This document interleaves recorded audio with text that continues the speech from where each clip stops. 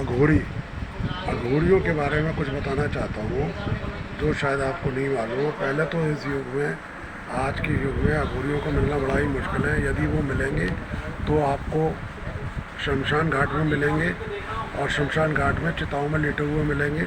इन अघोरियों को किसी तरह का, वो कहीं भी किसी भी तरह के उससे दूर रहते हैं।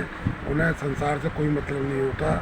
इन्हें कितनी भी शराब पिला लो, जितनी भी शराब पिला लो, एक दो बोतल पिला लो, दो बोतल पिला लो, लेकिन ये पूरी पूरी बोतल पी जाते हैं और उनको किसी भी तरह का कोई नशा नहीं होता। एक तरीके से इन्हें शिव जी का अंश माना जाता है और मृत्यु इनसे परे हो जाती है। ये मृत्यु को भी भूल जाते हैं। इनके बारे में एक विशेष बात आपको और बताना चाहता हूँ कि इन्हें दीन दुखिया की दिन इन्हें किसी तरह की, कहीं भी किसी से प्रकार से किसी प्रकार की कोई चिंता नहीं होती। दूसरी बात ये है कि यदि ये कभी भी मिलेंगे आपको तो ये गाली देकर बात करेंगे।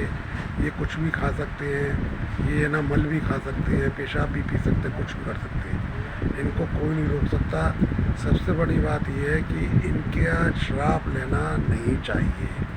वो अगर अघोरी आपको मिलता है, आपको गाली देकर बात करता है, तो चुपचाप सुन लेना चाहिए, उससे अटकना नहीं चाहिए। यदि वो कुछ पैसे मांग रहा है तो उसे पैसे दे देने चाहिए। यदि वो कुछ खाने को मांग रहा है तो खा के ला देना चाहिए। यदि आप नहीं दे सकते तो चुपचाप चले जाए, लेकिन इनसे अटके नहीं। इनकी गालियों का जवाब ना दें, ना उन्हें गाली दें, नहीं तो आप वास्तव में बहुत परेशानी में पड़ जाएंगे। आज की युग में अघोरियों को मिलना बहुत कठिन है।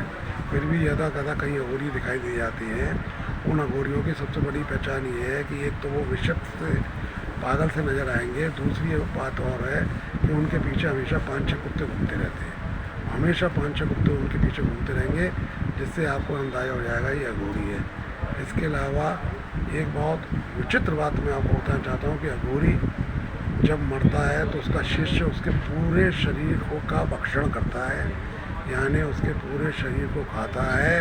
ऐसा माना जाता है कि यदि वो उसके पूरे शरीर का भक्षण कर लेगा तो जितनी भी गुरु में विद्याएं थी वो सारी विद्याएं उसके अंदर आ जाएंगी, सारी कलाएं उसके अंदर आ जाएंगी। इसके पश्चात वो अपने गुरु की खोपड़ी निकाल कर उसे हमेशा अपने पास रखता है, ये मानते हुए कि उसे गुरु की शक्ति प्राप्त है। उसे कपाल क्रिया कहते हैं, यानी वो कपाल को, उसकी खोपड़ी को हमेशा अपने पास रखता है। ये सब सुनने में विचित्र भले ही लगता हो, लेकिन ये है और ऐसा होता है।